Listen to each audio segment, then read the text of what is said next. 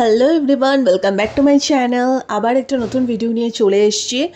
আজকে আমি আর দিদি দুজনে বিকাল বিকাল রেডি হয়ে গেছি, আর আমরা দুজন আমাদের এখানে মধ্যমগ্রামে যে খাদি মেলা বসেছে সেটা আমরা এক্সপ্লোর করতে যাব।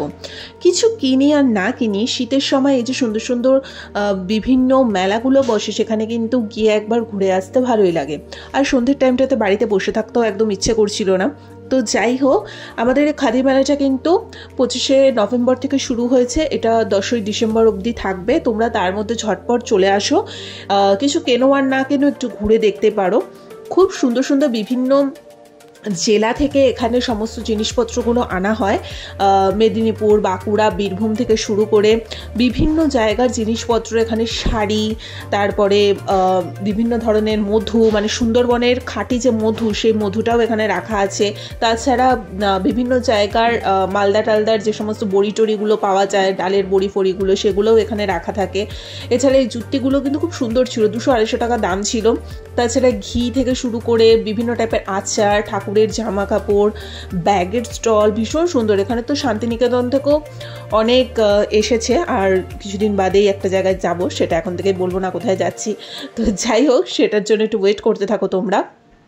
তো আমরা ভাবছি যে এখান থেকে আর কিছু কিনবো না, যেখানে যাবো ওখান থেকে কিনে নিয়ে আসবো। তো এমনি জাস্ট নর্মালি টুকটাক একটু দেখতেই গেছিলাম। এত সুন্দর সুন্দর সমস্ত রং বেরঙের কালেকশন না, দেখে মনে হচ্ছে এটা নিয়ে ওটা নিয়ে। এই যে সুন্দরবনের এই মধুগুলো তোমাদের যেটা বললাম, খুব সুন্দর, গন্ধগুলো খুব সুন্দর। আর এখানে ডাল, বড়ি, তারপরে সমস্ত কিছু মানে হাতে বানানো সব জিনিস পাওয়া যাচ্ছিল, মশলাপাতি যা হয় আর কি। তাছাড়া সুন্দর সুন্দর কুর্তি, শাড়ি, পাঞ্জাবি এগুলোর তো আছেই। স্টোল, নিজেদের হাতে কারুকার্য করা প্রিন্টেড জিনিসগুলো পাওয়া যাচ্ছে, মধুবনী প্রিন্ট, অনেক কিছু রয়েছে। তো খুব সুন্দর জিনিসপত্র এখানে এসছে, এবং যেগুলোই দেখছি মনে হচ্ছে এটা নিয়ে যায় ওটা নিয়ে যায়। তো যাই হোক, দিদি একটা সুন্দর ফ্রিজ ম্যাগনেটও কিনেছে, আর খুব সুন্দর মাটির বোতলগুলোও এখানে পাওয়া যাচ্ছিলো, যেটাতে করে জল খাওয়াটা কিন্তু খুব ভালো। তাছাড়া তো বিভিন্ন সুন্দর সুন্দর গলার হার থেকে শুরু করে ডোকরা সেটের সমস্ত কিছুই আছে। তোমরা যারা যারা মধ্যমগ্রামের এই খাদি মেলাতে এখনও আসোনি, ডেফিনেটলি আসো, খুব ভালো লাগবে, একটু ঘুরে যাও এসে।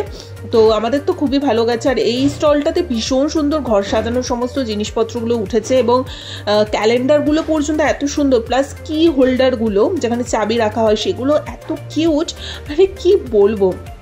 দামটা কিন্তু যথেষ্টই বেশি, কারণ যেহেতু এরা নিজেরাই নিজেদের হাতে করে কষ্ট করে বানায়, তো স্বাভাবিক দামটা কিন্তু একটু বেশি। ওই দরদাম করে খুব হয়তো কমাচ্ছেই না বলতে গেলে। তো যাই হোক, আর ব্লাউজেরও খুব সুন্দর একটা সেকশন দেখলাম। আর এখানে তো ঘর সাজানো খুব সুন্দর সুন্দর সমস্ত, মানে কেটলি থেকে শুরু করে কাপ প্লেট, তাছাড়া পাখাগুলো সুন্দর। আর এই যে মাটির যে বোতলগুলো বলছিলাম, তো সেগুলোও আছে। এছাড়াও অনেক ফুল টুলগুলো রাখা রয়েছে, খুব সুন্দর। বেশ অনেকটা এরিয়া আমাদের জুড়েই হয়, কারণ সুভাষ ময়দানটা প্রচুর বড় একটা ময়দান।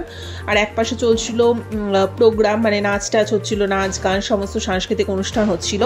আর খাবারের স্টল বলতে ওখানে কাটলেট, তারপরে আরও বিভিন্ন মানে সমস্ত ননভেজ আইটেম ছিল।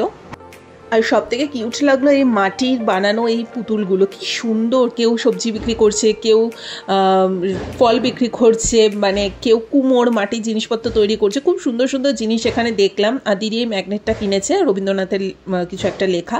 তো যাই হোক, তারপর আমি আর দিদি একটু পাপড়ি চাট, তারপর মৌচাক থেকে আমরা 2 রকমের মিষ্টি টিষ্টি খেলাম, দেন বাড়ির জন্য কিছু নিলাম, নিয়ে বাড়ি চলে এসেছি। সো এই ছিল ওভারঅল একটা ছোট্ট খাদি মেলার ভিডিও। যদি ভালো লেগে থাকে লাইক, কমেন্ট, শেয়ার, সাবস্ক্রাইব করে দিও। আর অনেক আরও ইন্টারেস্টিং সব ভিডিওগুলো আসছে, তোমরা দেখতে থাকো। আজকের মতো এখানেই টাটা।